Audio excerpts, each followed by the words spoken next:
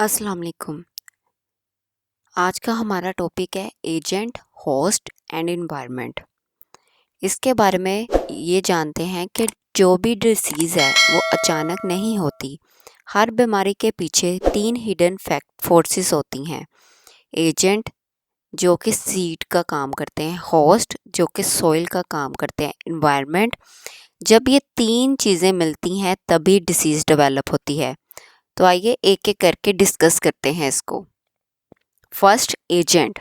The disease agent is defined as a substance living or non-living or a force, tangible or intangible, the excessive presence or relative lack of which may initiate a disease process. Disease agent का मतलब है वो चीज़ जो disease start करती है। ये चीज़ living भी हो सकती है यानी जिंदा भी हो सकती है या बेजान भी हो सकती है या कोई फोर्स भी हो सकती है जैसे रेडिएशंस या स्ट्रेस वगैरह। टेंजिबल से मुराद है जो नज़र आए, इनटेंजिबल से मुराद है जो नज़र ना आए। सिंपल वर्ड्स में अगर किसी चीज़ की ज़्यादती क्वांटिटी हो जाए यानी कोई ज़्यादा क्वांटिटी में हो जाए या कोई चीज़ में कमी हो जाए तो डिसीज़ शुरू हो जाती है। जैसे एग्जाम्पल आप ऐसे ले सकते हैं कि विटामिन की कमी हो, नाइट ब्लाइंडनेस होती है। बैक्टीरिया की ज़्यादा प्रेजेंट हो तो इन्फेक्शन कोज हो जाता है। तो ये क्या है? ये एजेंट है। Are disease may have single agent, a number of independent alternative agents और a complex of 2 or more factors whose combined presence is essential for development of the disease. Her disease सिर्फ एक agent से नहीं होती। Disease 3 तरह से होती है। सिंगल एजेंट से मुराद क्या आप ले सकते हैं कि टीबी जैसे माइकोबैक्टीरियम ट्यूबरक्लोसिस कोज करते हैं।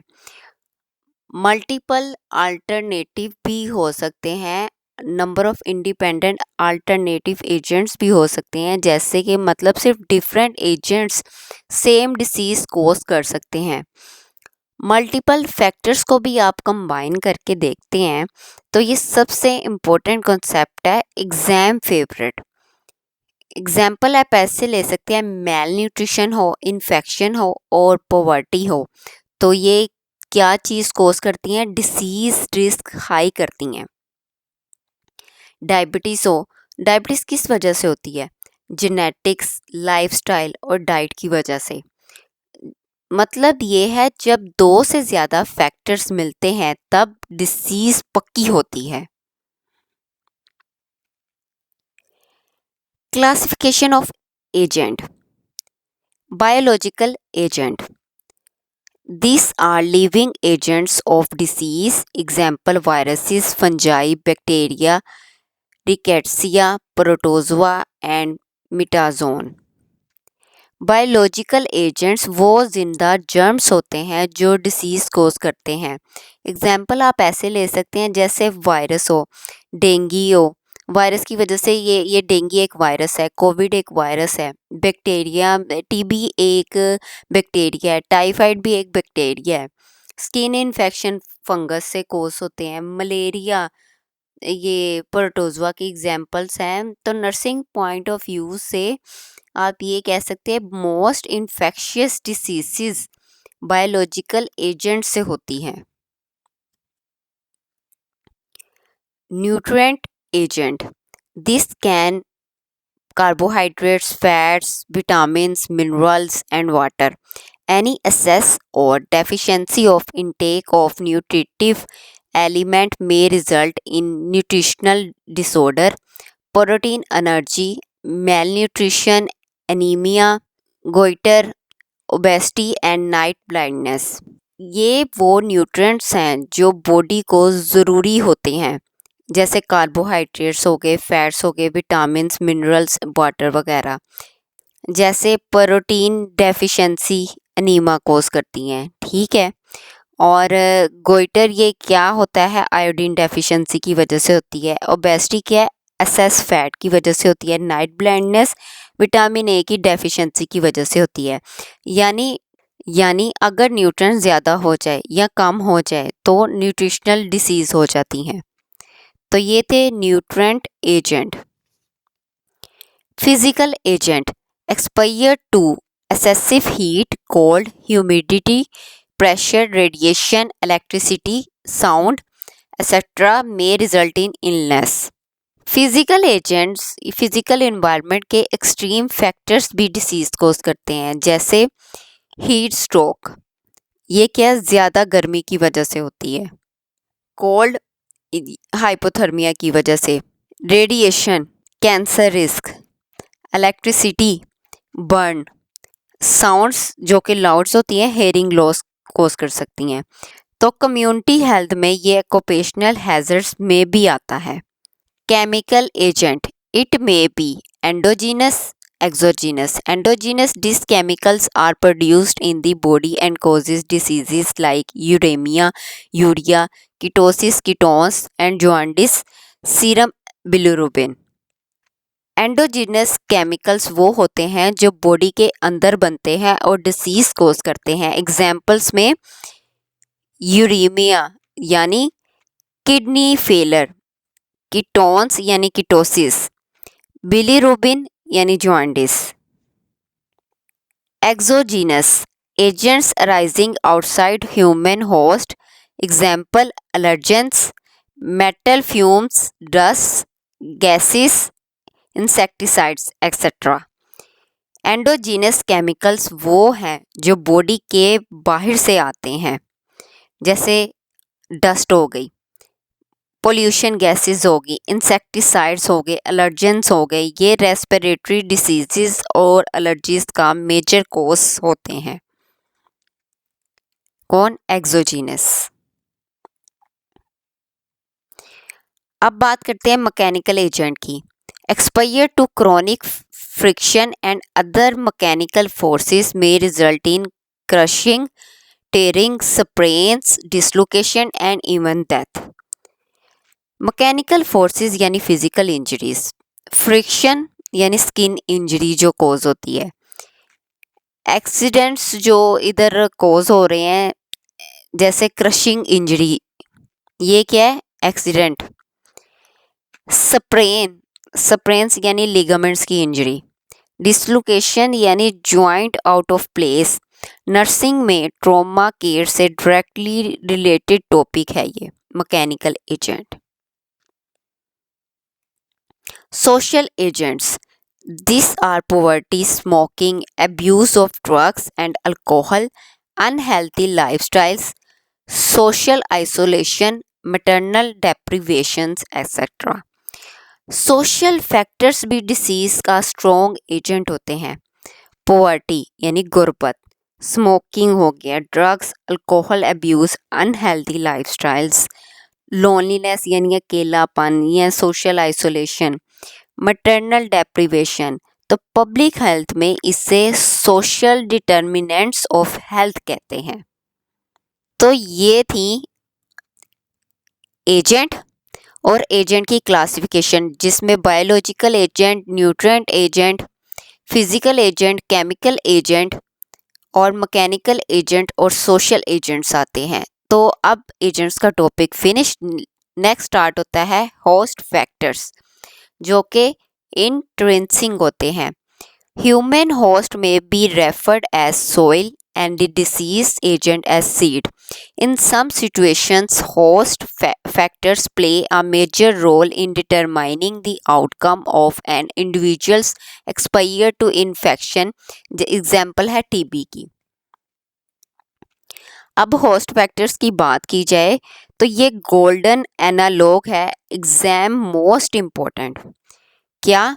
कि जो होस्ट है, होस्ट कहते हैं सोइल या ज़मीन को, एजेंट होता है बीज, सीड जिसे कहते हैं। अगर ज़मीन वीक हो तो छोटा से बीज भी डिसीज़ बना देते हैं।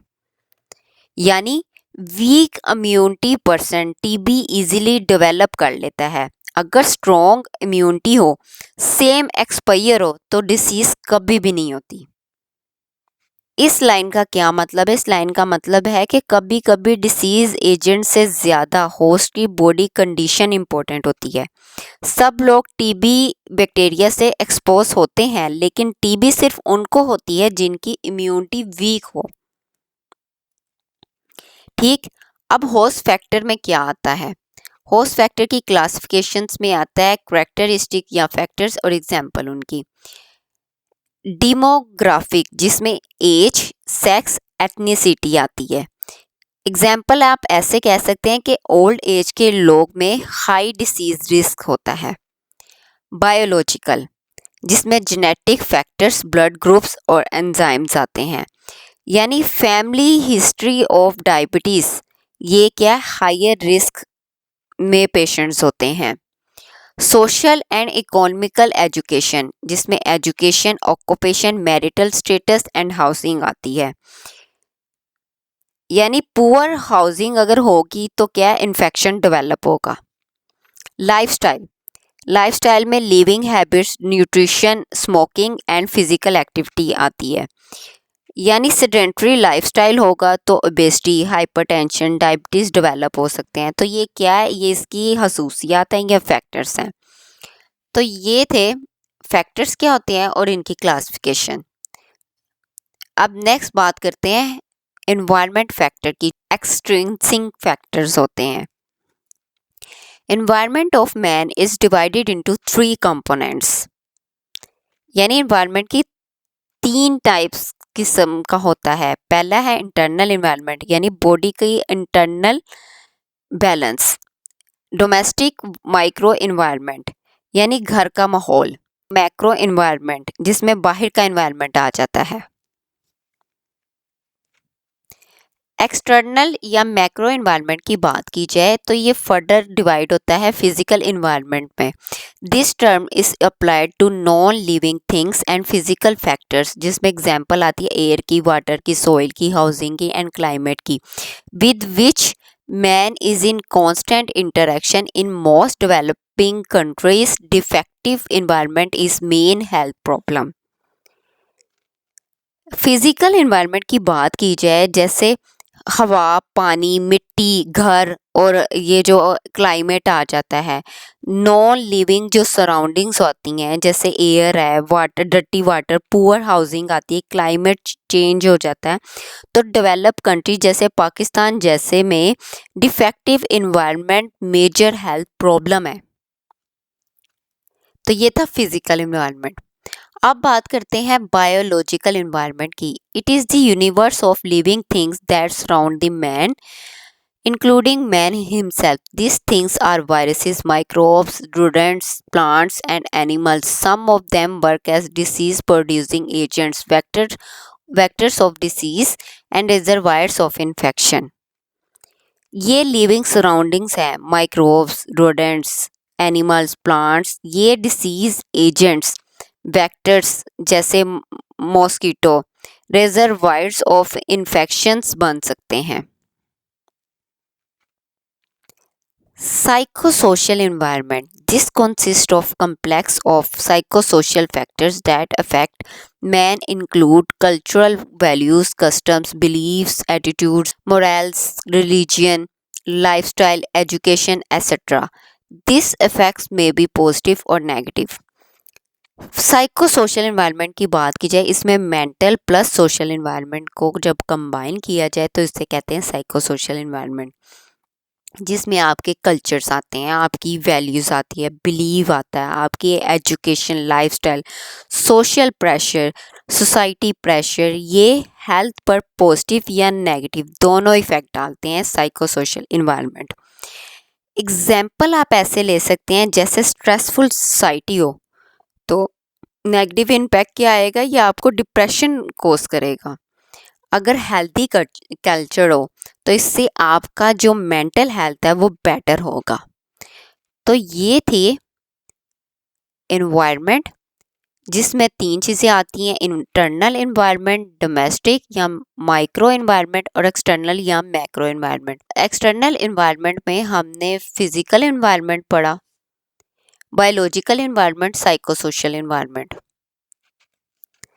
Thanks for watching. डिसीज तब होती है जब एजेंट कोज, होस्ट यानी पर्सन और इन्वायरमेंट यानी सराउंडिंग एक दूसरे के साथ इंटरेक्ट करते हैं। इसे एपिडेमियोलॉजिकल ट्रायड कहते हैं।